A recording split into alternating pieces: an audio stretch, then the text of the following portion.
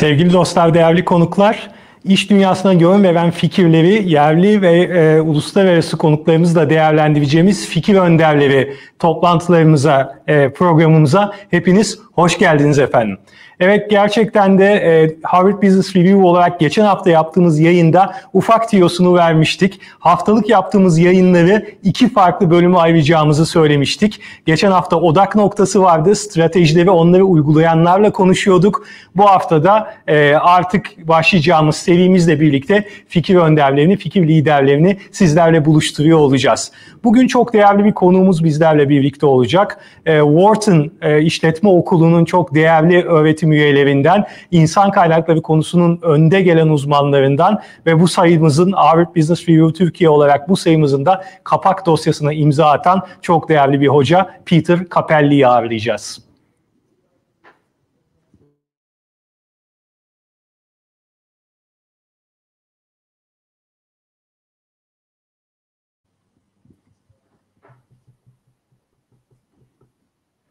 Hi, Peter. Welcome to the show. Good, thank you.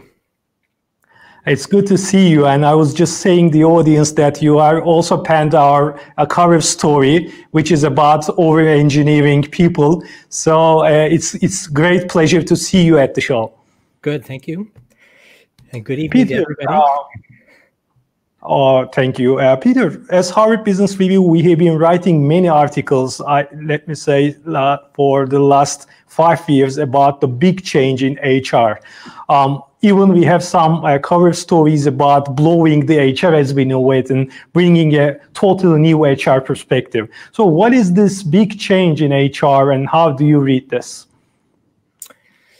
Well, you know, that's a really good question as to how much of this is noise driven by consultants, to be honest, right? So, you know, every time there's a new topic that comes up like artificial intelligence or agile or, you know, things, some of which seem to be more fad than reality, there's a new consultant report about how everything has to change. And in fact, things don't change very much, right? But I think the underlying difference, things that are different now, are things which have been underway for a long period of time, right? So you probably know the expression that the future looks like the past, only more so. So the best predictors are the future are things which are already underway. And so some of this is about the decline of long-term employment, which has been going on for 20 years or so, but it's still playing itself out. And the rise of alternatives, temporary help or contracting and leased employees, all these other ways to get work done. So I think those are really the drivers which are slowly starting to unravel the practices that companies had in place for 75 years now about how to pay people, about how to promote them, about how to manage them along the way. So, you know, I think that's the bigger trend which has been going on for a long time. And I'd say it's mainly good, right, to think differently about these questions of managing people and staffing and how do we get work done. Sure, but there's also another debate going through about the strategic role of HR. When we talk about the strategic table in a company, obviously CEO is there, CFO is mostly there. If it's a retail company, CMO is there. But we are talking about talent, we are talking about attractive, high potential people, and we see less CHROs on this table. So what is this role of CHRO concept and how this CHRO role change with all these disruptions and with all these new requirements coming into place? Yeah, so I think, again, the historical story here, if you went back a couple of generations or so, and you said, why does the human resource function operate the way it does? They would say, well, the law requires this. And they would say, this is the way in which you have to hire people. And this is the way in which you have to train them because we have no alternative to this, right? This is just the system. And then I think in all parts of business, we started to get more questioning about, does it have to be that way? And especially because, as we say, they ended this long-term lifetime employment arrangement, and the laws were not quite so, didn't have quite as much bite maybe as they had before in the US anyway. So I think the questions that are raised across the executive suite now, which are more skeptical about everything that marketing does or that procurement does or even that finance does, they're more skeptical, and you can't just trust that the marketing person knows what to do. So that is causing human resources, I think, to have to play by similar rules. And the rules are, frankly, the CFO will give you some money. What are you going to do with it? Right? That's basically the rule. The marketing person says, we need the money for this. It's going to generate this much revenue. This will help our brand. This will encourage people to buy, and our value of the company goes up. When you get to the human resource people, they would say, I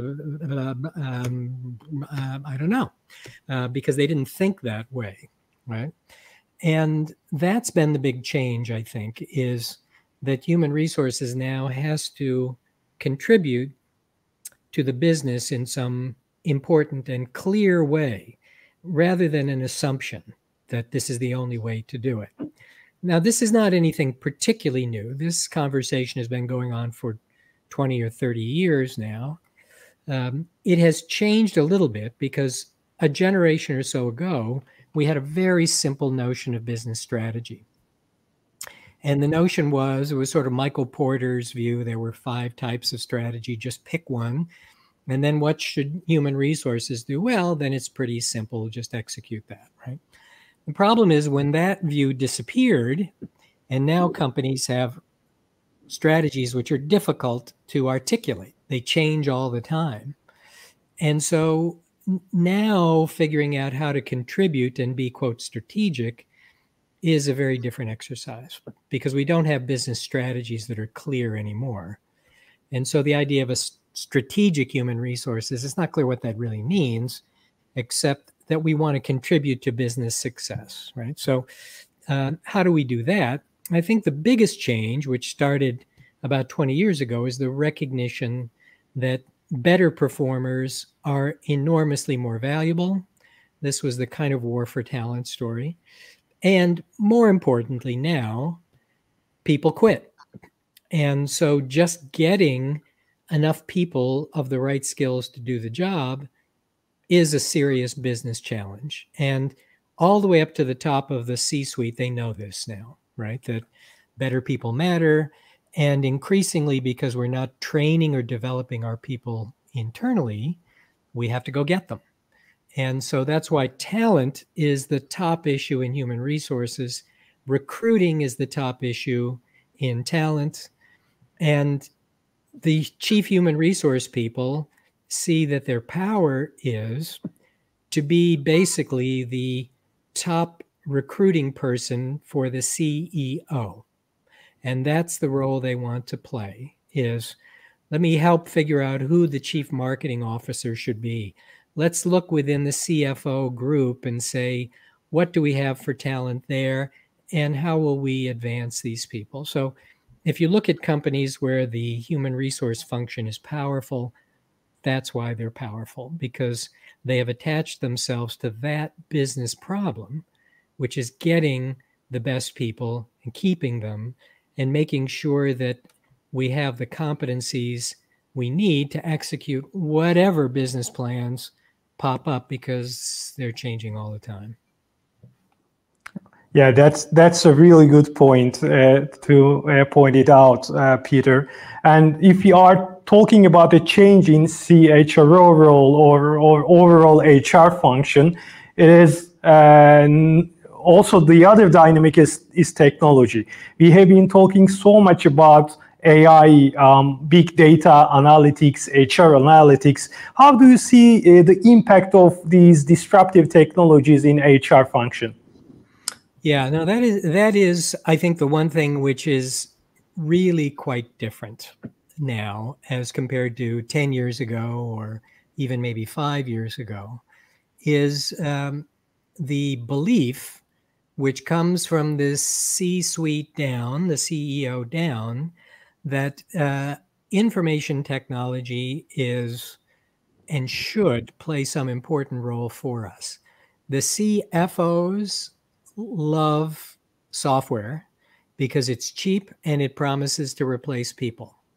So if you're a CHRO, human resource people, the easiest thing to get money for is to buy a vendor who will offer you software that you can say will reduce headcount, right? That's the quickest way to the top.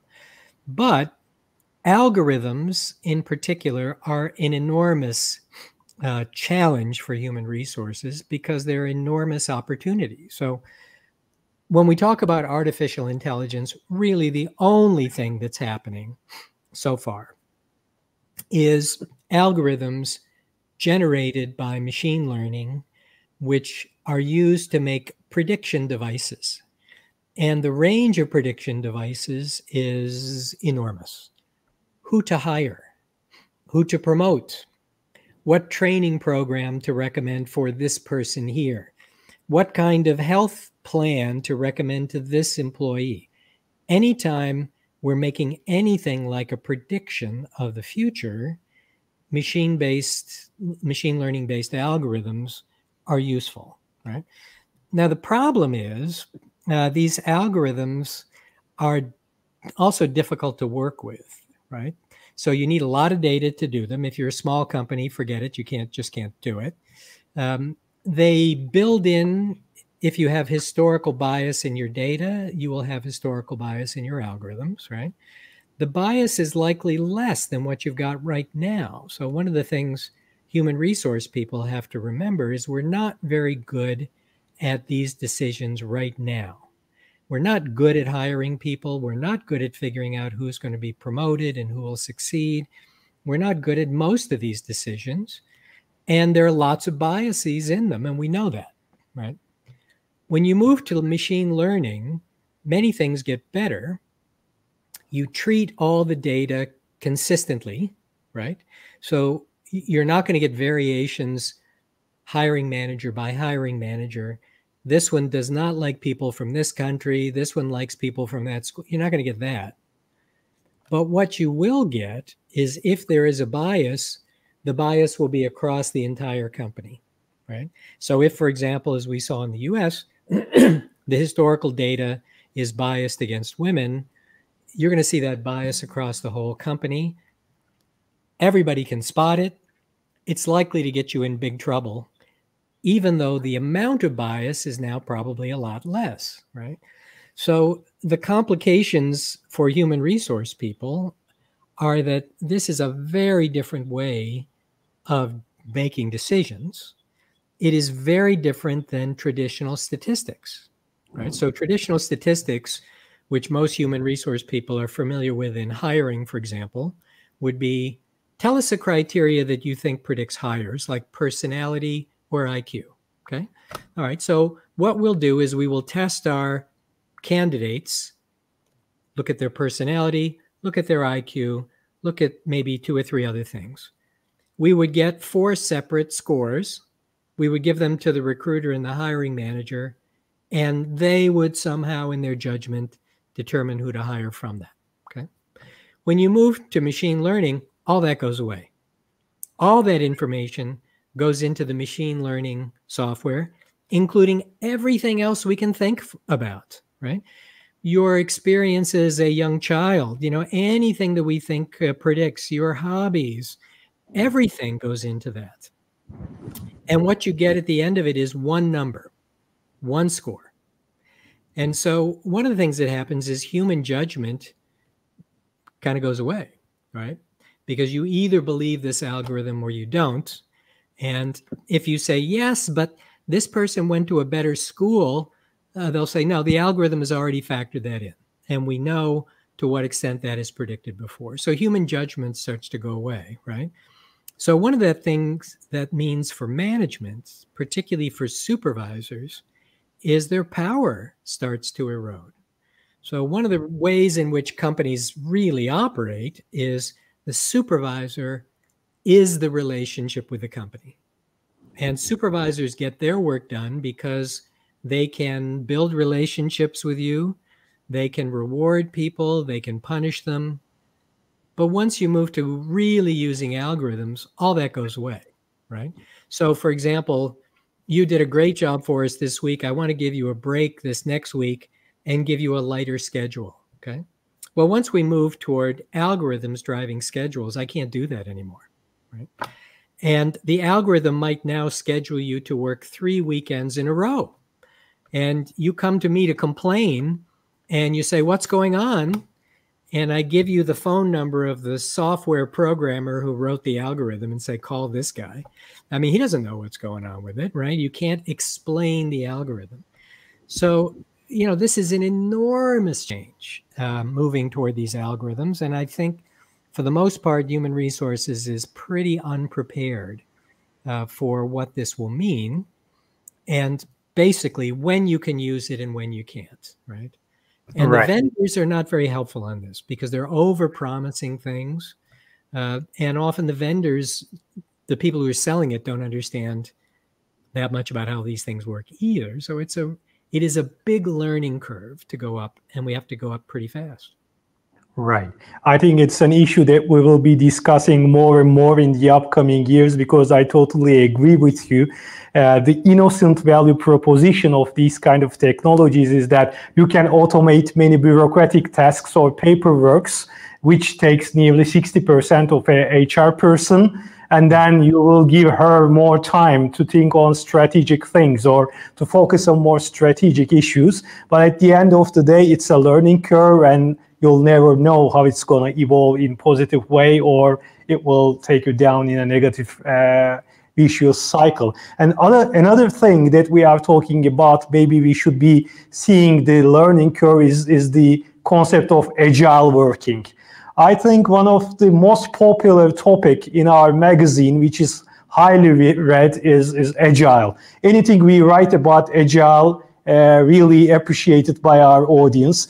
And HR and Agile comes together in many articles recently. So what is your take with the Agile strategy? Why HR is so much into this Agile way of working? Yeah, that's a really interesting question. So you may know, I think 2 years ago, my colleague Anna Tavis and I wrote an article in Harvard Business Review about Agile. Right, HR goes Agile, yes. Yeah, and the notion of Agile, right, is something which came out of Silicon Valley, and it is about project management. And it was really about empowering employees. If you think about modern history of management, where we have learned more by empowering employees, first on quality, then on lean production, each time giving them more authority to make better decisions. And Agile really meant turning the whole problem over to a smart work team and just supporting them. So if you did that seriously, you took that seriously, it means that these teams have to be supported in very different ways. The most obvious is this is a team effort, not an individual effort. Agile, right? So if that's the case, why are we assessing people as individuals when all the work is team? Why is it that we're doing an annual review of people when in Agile, the conversation is daily and constant, right? So there were big disconnects, right? The reason this has gotten much more complicated now, and by the way, this is something the editors cut out of our most recent article about in this month's Harvard Business Review, is that Agile has been completely redefined. So if you just search now for Agile in business, what you will see it's about is flexibility. And it's not anymore about project management. It is simply about how to become more flexible. Now, there are lots of ways you could become more flexible that have nothing to do with the ideas of Agile. You could become more flexible by firing people faster and hiring new people faster, right? But what has happened is that the interest of the C-suite has caused the consultants to redefine the whole idea of Agile to something that the C-suite folks liked better. There was for a while there an enormous conflict between Agile and the CFOs, right?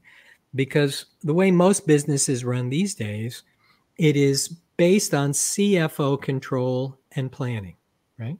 So if you want to do something, you have to make a pitch to your own boss, but then you have to make a pitch to the CFO. And the pitch has to look like this. We want this much money, and we're going to spend it in the following ways. And 6 months in, we will have this much done. And 1 year in, we will have it finished. Here's what it will look like. Here's what it will be able to do. Here's the return on it.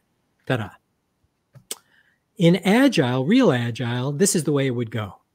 We're going to work on a project sort of about this. How much will it cost? We don't know yet. How long will it take? We don't know that either. What will you have done in 3 months? We don't know. But trust us that we're only going to ask for what we need. And as soon as we don't need it, we're going to give it back to you. So it will be cheaper and faster. And the evidence seems to be that that's true, that they are doing things with Agile projects that are faster, cheaper, quicker, better.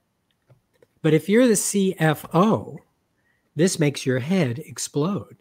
The idea that all your planning is gone, all your control systems are gone, right? And I'm just supposed to trust this group. And frankly, I don't trust anybody in the company. And I certainly don't trust this little group of frontline workers, right? So what happened? Agile met the power structure, and the power structure won. So Agile is largely disappearing. And what is happening now is the whole idea has just been relabeled, and we're calling flexibility Agile, right? Mm-hmm. And the reason for doing that is because nothing really has to change if we talk about Agile as being flexibility. We can keep the control systems. We can keep the CFO in power. We probably don't have to do anything different. We just have to push people to move faster. That's all. Mm-hmm. So it's a big story, big story, right? Right. That's a very striking angle, Peter, because most of the articles we are writing and most of the stories we are hearing from the business world is that Agile is becoming more and more popular. Lots of large corporations are going through significant organizational changes in order to become more agile. We see lots of mid-level managers leaving companies because they are shifting to agile organization structure. So all of a sudden, you are just saying that these are not the true original agile philosophy, but a more of a flexibility approach, right? Right. And just to be clear on this, it could very well be that since my vision is very much within the US these days, that the original vision of Agile is continuing to be popular outside the US. And we saw early on that it was quite popular in Europe, for example, right? The project management idea of Agile. And it may very well be continuing in the rest of the world. But in the US, it clearly has pulled back. And so the part that was in the original article this month is I did a quick literature search to just see if you searched for the term Agile, what comes up. And if you look for anything like this last year, it's all about flexibility, right? It's not about project management anymore. It's all about flexibility, right? So in the US, it has been redefined in a subtle way. But outside the US, it could very well be continuing on. So I guess we'll see. It could be we have parts of the world going in completely different directions, using the same language, completely talking past each other, which, Right. has happened before. And I think it's starting to happen again. But I really think that we have to underline the analogy that you made. When Agile faces with power wins most of the time, or most of the cases. And we'll see there's an ambition effort going here in terms of Agile, making it like an organizational management model rather than a project management model, or rather than implementing it in a couple of business units like IT or this and that. And I'm also curious how it's going to progress here in Turkey as well. But another very important topic, as you have been mentioning, your article, which is also the cover story of our recent issue, is over-engineering people management. It was really interesting when I first saw the draft files before, I think it was like a couple of weeks ago. I was surprised and I just jumped into the article and read it, and also edited it myself. So can you just give us some clues about this perspective that you are bringing in over-engineering people management? Yeah, so I think there were a couple of things that were striking me. And one of them was about Agile, and another was about lean production, right? So lean production probably is one of the most successful and well-studied management tools that we have had in my lifetime, honestly, right? So it completely accounts for the success of Japanese manufacturing, right? And it seems to work in healthcare and all kinds of other places. And what we have seen, or are seeing in the US anyway now, is pulling back from lean production, pulling back from Agile, and pulling back from employee empowerment, and moving toward, partly driven by artificial intelligence and data science, toward a concern about operating efficiency, which doesn't sound like a bad thing. But the question is, how do you execute that operational efficiency? And what we see happening is a focus on cost cutting as the primary driver. So can we do this with less? Can we do it with fewer people? Can we do it with more contractors and fewer employees? Right? And one of the problems of focusing only on the cost side is that you're not really looking at the outcomes side. So, for example, you look at managing people. This is another article I wrote, I think, last year for HBR about hiring.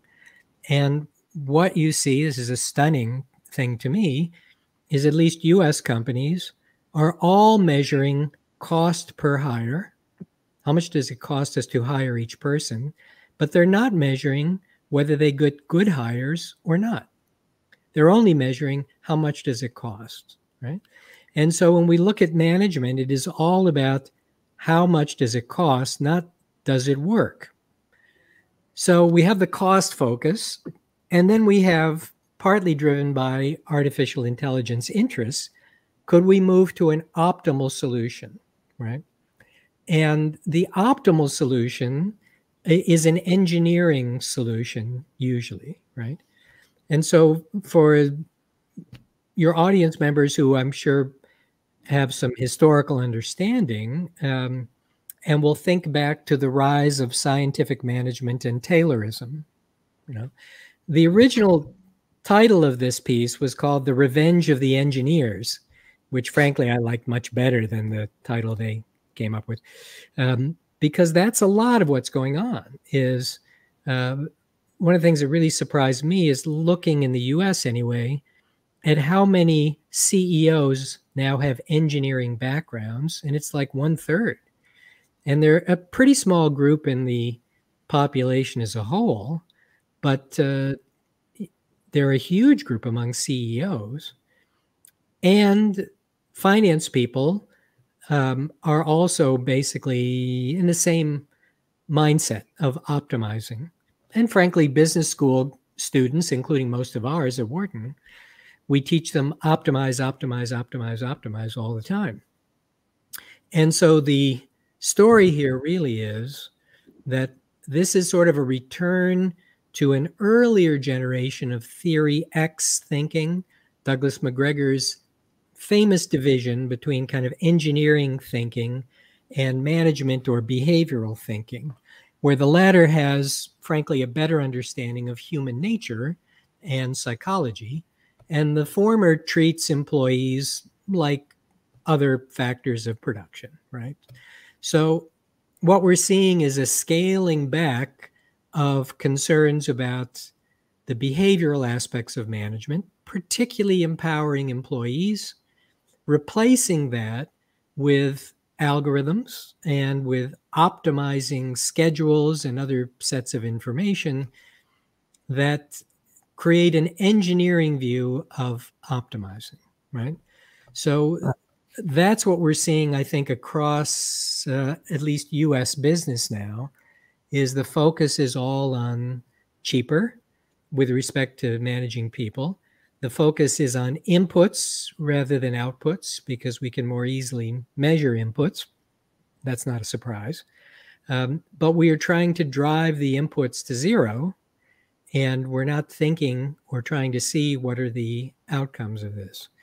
So, you know, there's the British expression for this is partly described by penny wise and pound foolish, you know, the idea that we're focusing on small little things and we're not looking at the bigger issues, which are on the outcome side, right?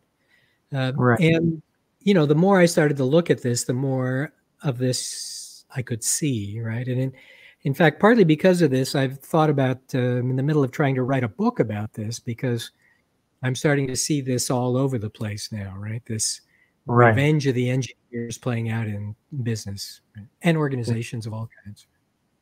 As an engineer, I also like that title a lot, The Revenge of Engineers. It sounds like Star Wars-ish, but it is striking. And do you think this optimization thing will go worse after this pandemic issue? Because when we look at the future expectations, one of the lessons that have been taken from this pandemic is we sometimes push the limits of supply chains, for instance, very hard to its limits to optimize or to have more and more efficiency. And at one point, it becomes very fragile because we just focus on very little things. As you have said, we are losing the big picture. Do you think this optimization versus empowerment balance will go in favor of optimization after all this COVID thing? Yeah, it's a good analogy with supply chains. I think, you know, what happened with supply chains is, you know, there are many things you might be concerned about with them. And one is robustness, right? So they're running perfectly optimal. We've got the cost down, unless there is a problem and then the whole thing breaks, right? And I think it's the problem there is a overly simplistic view of what it is we are trying to maximize, right? And I think the analogy with managing people is we are trying to minimize operating costs, and particularly salary costs. And there are accounting reasons for that, which come to financial accounting. So, for example, in standard financial accounting, if I buy a piece of equipment, that counts as an investment. I can depreciate it over time. If I hire a smart person to do what that piece of equipment would do, that's an expense. It's not an investment. And if I pay for this person to go get training, it's still not an investment. It's an expense. I can't depreciate it. I have to offset it right now by costs, by revenue, right? So if you are a finance person, the last thing you want are people. You would much prefer machines to people. You get tax breaks on machines. With people, you have to pay tax for employing somebody. if you buy a piece of equipment to do it, you get these deductions and you can write off and all this kind of stuff, right? So, you can see this everywhere now in business, the sort of bias toward trying to just cut people. I had a CEO of a Fortune 100 company tell me this. He said, my job is to employ as few people as possible. And then afterwards I thought, why is that your job? I mean, I would have thought your job maybe is to make as much money as possible, but it was clear that the way they measure it, having as few people as possible, makes you look much better, even if in the long run you are not better than if you employed more people, right? So some of this is an optimization issue, and that we're not measuring the right things. We're not measuring outcomes. I think to the self-correcting issue, I think the complication is that if you're not looking at the outcomes, you're never going to see a problem. So for companies right now, and I think in the US, I think the figure in this, I can't exactly remember in this article, but maybe 1 in 4 US companies look to see whether their hiring practices produced better or worse hires. That you would have thought that's the whole thing you want, is produce good candidates. They don't look. If you never look, you don't see, right? And 70% are looking at cost per hire. So we manage what we measure. We're measuring costs. We're going to drive those down. We're not measuring quality, so that's going to kind of go away. So will this correct itself? It's hard to see because you can't see the problem, right? Right. Exactly. That's a really important point that you highlighted, Peter. And I think we will be discussing this more and more in the upcoming years. And another thing that is very highly discussed is performance management. I remember you penned a couple of articles for HBR about performance management, and I haven't seen, or I can tell, I saw a very few people who are fond of their performance management system, and most of the people are not happy with that. So right. What is wrong with the modern performance management perspective, and what should we do to fix it? Yeah, I know it's a big question, but it's a good question, and it's pretty straightforward, and it repeats what we've been saying so far. So, what is the problem performance management is designed to solve, right? And here's where you see a divide. So if you were to talk to most CEOs, they would say, and CFOs, they would say the goal of performance management is to hold people accountable for their performance, right? If you think about it more broadly, I think the answer would be the goal of performance management is to improve performance. It's not to hold people accountable for past performance. That's a means to an end, assuming that will get you better performance, right? And so the companies that started to move away from the old model of performance management and performance appraisals were companies that were thinking differently about this. And particularly the consulting companies, all the accounting firms, why did they all move? The reason is their need with performance management is to take young people and make them better fast. We're taking somebody out of college, we're trying to turn them into a consultant or an accountant. In order to do that, we're trying to improve their learning, and we have to improve their performance. If that's the case, what we want to do is have a very different model where people are talking a lot to each other, where you're getting a lot of feedback, where people feel that it is okay to raise their hand if they have a problem. Okay? If you think the goal is to hold people accountable for their past performance, then you have a very different model. You don't need a lot of conversation along the way. You don't need people to raise their hand and ask for help. In fact, nobody wants to ask for help if the whole goal here is to hold me accountable for my performance. Raising my hand is admitting that I'm failing at something, right? And so what you see is that tension, right? So a lot of companies, realizing that their employees hated performance appraisals, and this was taking a lot of time, tried to move away from it. But then what they discovered is that a lot of people at the top really wanted to hold people accountable. And it was harder to do that in an easy way if you didn't give people a score, right? Now you might say, well, what if the score is biased? Well, it's quick. It's simple. It's quick. It's easy for us to do, and we're holding people accountable, and that's the goal. But does this help anybody learn? No. Does it help you get better? No, doesn't do that, right? So it is ultimately, I think, a disagreement as to what the goal is.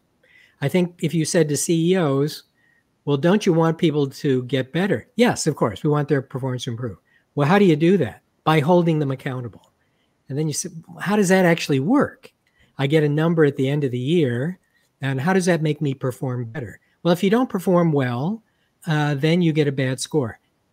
Yeah, but it's a year. It's a year between when I do something and when I get my score. I don't even know what I'm supposed to do differently, and I don't know how to do it better. How am I going to get better at something, right? So, that's another example of a disconnect over what the goal is. What is it we're trying to optimize? Yeah, that's a pretty good point, Peter. I think you just lay the foundation of the idea here. I totally agree with you. It is always good to talk to you, but we are running out of time. There are a couple of questions from audience, so I would like to shoot them to you. Good. Let me just check. One of the questions is about the notion of chief people officer. We have been starting to hear a new role definition called chief people officer. The question is, do you think is chief people officer just a rebranding of CHRO, or it is the future of CHRO role? Yeah, so I think titles are important if they signify a change in values or change in culture, right? So, if we look back to the early days of human resources when it was called personnel, that was to differentiate it from the union side, right?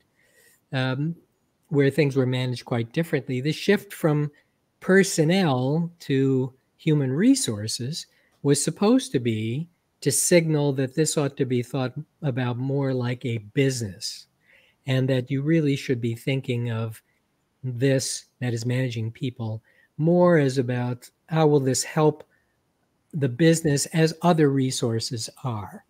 So if you go from chief human resource officer to chief people officer, it might very well reflect in the organization a signal that we are taking people more seriously, and that this is not just employees as a resource that we are going to use in some way. So, these things matter if they are signaling something real. And I think the idea of a chief human resource officer signaled something to people, right? That this was not going to be a function that just reports to a vice president of administration, that it is important enough to stand on its own with marketing, chief marketing officer, chief financial officer. So I think it matters, yeah. And maybe if companies are serious about taking the people and their interests more seriously, it's consistent with that. Great. Another question is about the uncertainty. Uncertainty is the new norm in every part of business. And the question is, how should we handle the uncertainty in HR processes? Yeah, so I wrote a book about this now a little while ago called Talent on Demand, which the subtitle is Managing Talent in an Age of Uncertainty, right? And here's the big point, I think, is that a lot of older human resource practices, like succession planning, were all based on the assumption of certainty. That is, we knew what the business is going to need in 5 years. We know who our people will be in 5 years, and therefore just execute, right? The problem is many of these plans and planning exercises simply fail when there's a lot of uncertainty. And sometimes they're costly, and sometimes they commit you to a path where it is difficult to back up. And as a result, sometimes we might be better off just not doing them at all, right? But there are a whole series of things that we can do beyond simply recognizing uncertainty to actually trying to reduce it and manage it, right? And so, you know, in the field of finance, for example, the idea of options, right, are a way to hedge our bets against uncertainty. So what does this mean in human resources? Well, business is down now in Turkey and the US, everywhere, right? So if you're the cost-cutting CFO, you probably would say, let's get rid of our recruiting people because we don't need them. Business is down. And if you were somebody interested in uncertainty, though, you might say, well, business might come back. It might come back fast, right? And if it comes back fast and we can hire quickly, we will be at an enormous advantage. Now, maybe we don't want to simply keep all our recruiters and assume business is going to come back fast, but maybe we place a bet, an option, and we keep some of our recruiters just in case it turns out business does come back. We have the option to scale up much faster than we would otherwise, right? So there are all kinds of tools that you could use from general notions of managing uncertainty, you know, in succession planning, for example, rather than picking which individual is going to be the successor in 5 years, which frankly rarely works out. The notion of talent pools, right, are the example of this. We have a group of people, we're preparing them broadly for a set of jobs. It's not a perfect fit, but it's much more likely to be used than trying to predict today who will be the CFO in 5 years. And we have no idea what the business is going to be and no idea who the people will be, right? Great. The final question, last but not least, Peter, is coming from a fresh graduate. She is asking that what will be some recommendations from you to fresh graduates that are willing to work in HR roles? Well, I think that there are some core knowledge that people in human resources need to know that other people in business will not know. And those would be things about how individual employees respond to different practices. So, for example, if we decide tomorrow to change our pay system and provide much more variation in performance pay, what will the effects of this likely be on the employees, right? Those are questions like that somebody in human resources should know the answer to. And the answer simply means, on average, when you see this, these are the issues which are likely to come up. You're like a lawyer in that sense, right? And when people talk about being a profession, I think that is the part that's true, that there are some things that we should know about how employees respond, and also some things that we should know about regulations and the law and things like that, right? So you have to kind of know that stuff.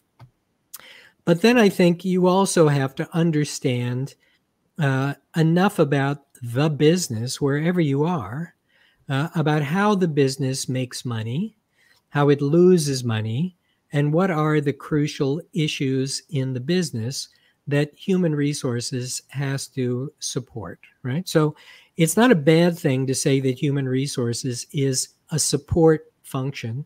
Most everything in business is a support function, right? We are trying to help the business execute something fundamental. And we might also be able to contribute to those strategic decisions that business is about to make. Should we invest in this company or not? Well, one of the things you need to know is, does our culture fit that company's culture? If we're going to eventually acquire this company, how is this going to work? Well, the finance guys have a whole story about how it's going to work. But if it turns out the values are quite different in this company, the culture is quite different in this company, the benefits are quite different in this company, making the companies fit together is going to be very difficult. And you are the person who can comment on that, right? So being able to apply this knowledge about people to the business problems when they come up is something where you really add value. And that's what you want to do, is to become important and influential. And the way you do that is not by being able to execute human resource tasks for the sake of human resource policies.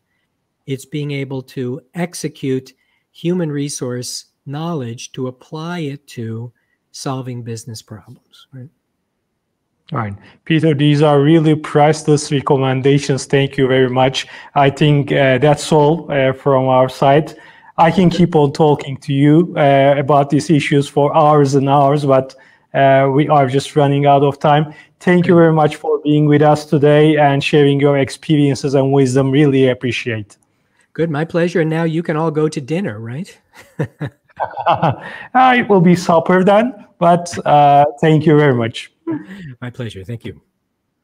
Sevgili dostlar, değerli izleyiciler, bugün Peter Cappelli'yi ağırladık. Gerçekten de insan kaynaklarının farklı alanlarında birçok yenilikçi bakış açıları getirdi. Hem tanımlamalarıyla hem de bizim burada konuştuğumuz çerçevenin dışında bakış açısıyla çok değerli görüşleri olan çok değerli bir öğretim üyesiydi. Umarım önümüzdeki dönemde de kendisinden daha fazla içgörüler dinleriz. Bugün bizlerle birlikte olduğunuz için akşam bu saatlere kadar bizi izlediğiniz için çok teşekkür ediyoruz. Hepinize sağlıklı ve iyi günler diliyoruz efendim.